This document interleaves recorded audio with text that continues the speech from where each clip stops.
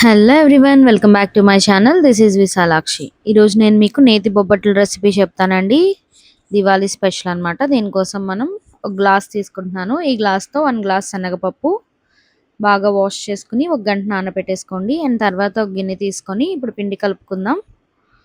1.5 glass మైదా పిండి తీసుకోండి. ఏ గ్లాస్తో అయితే శనగపప్పు తీసుకుంటున్నారో ఆ గ్లాస్తో, అండ్ 1/2 గ్లాస్ గోధుమ పిండి తీసుకోండి. మొత్తం మైదా పిండి అయితే సాగినట్టు వస్తాయి కాబట్టి నేను 1/2 గ్లాస్ గోధుమ పిండి తీసుకున్నానండి.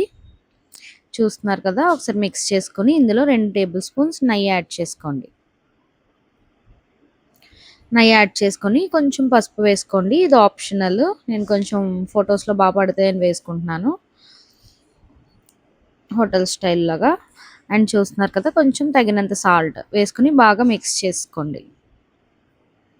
మిక్స్ చేసుకొని 1 గ్లాస్ వాటర్ పడుతుందండి. 1 గ్లాస్ వాటర్ తీసుకుని కొంచెం కొంచెం వేసుకుంటూ బాగా పిండి కలుపుకోండి. మనకి చపాతీ పిండిలాగా రావాలన్నమాట. మరీ పల్చగా వచ్చేయకూడదు. మరీ పల్చగా వచ్చేస్తే ఏమవుతాయంటే తర్వాత చెప్తాను అది. ఫస్ట్ ఇలా కలుపుకోండి, నేను చూపించినట్టు. చూస్తున్నారు కదా, ఇలా మిక్స్ చేసుకోండి. మనకి ఇలా నొక్కినప్పుడు ఇలా వస్తే చాలన్నమాట. ఇది నానపెట్టేసుకోండి, పక్కన నానుతుంది అనమాట ఈ లోపల.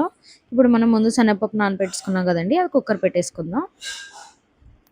కుక్కర్ పెట్టుకొని ఆల్రెడీ 1 అవర్ నానింది కాబట్టి మనకు ఒక 2 విజిల్స్ వస్తే సరిపోతుంది. మెత్తగా ఉడికిపోద్ది పప్పు. చూస్తున్నారు కదా, ఇప్పుడు వాటర్ అంతా స్ట్రెయిన్ చేసుకొని మిక్సీ చేసుకోండి.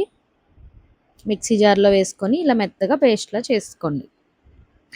అండ్ ఇప్పుడు అదే కప్పుతో, అంటే అదే గ్లాస్ అనమాట. నేను గ్లాస్ చెప్పాను కదా మెజరింగ్, కప్ అయితే కప్పు, గ్లాస్ అయితే గ్లాసు. ఏ గ్లాస్తో అయితే శనగపప్పు తీసుకుంటామో అదే గ్లాసు బెల్లం తీసుకోండి. బెల్లం తీసుకొని కొంచెం వాటర్ వేసుకొని ఇలా కరగబెట్టేసుకోండి. తర్వాత ఇందులో మనం మిక్సీ చేసుకున్న శనగపప్పు వేసేసుకుందాం. చూస్తున్నారు కదా, వేసుకొని బాగా కలుపుకోవాలన్నమాట. ఇక్కడే కొంచెం ప్రాసెస్ ఎక్కువగా ఉంటుంది, కొంచెం బాగా మిక్స్ చేసుకోండి. అండ్ ఇందులో కొంచెం యాలకుల పొడి వేస్తున్నానండి. యాలకుల పొడి,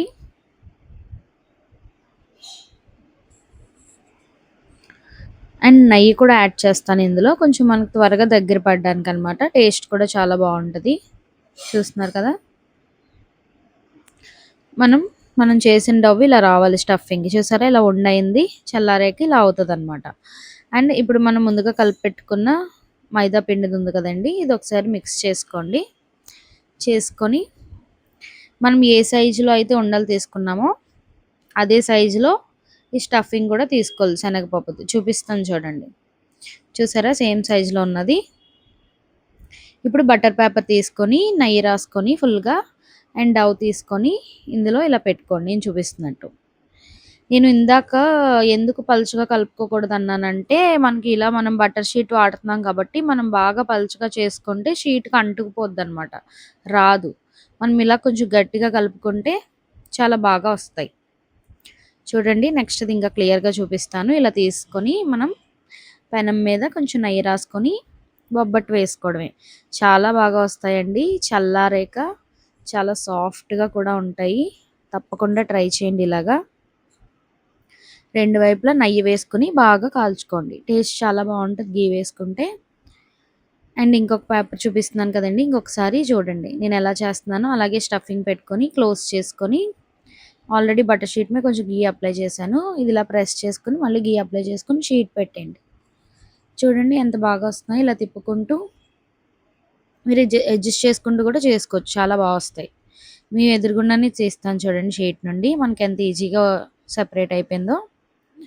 చూసారు కదండి, మీరు కూడా తప్పకుండా ఇలా ట్రై చేయండి, చాలా బాగా వస్తాయి. ఇంట్లో వాళ్ళందరూ కూడా చాలా బాగున్నాయి అంటారు.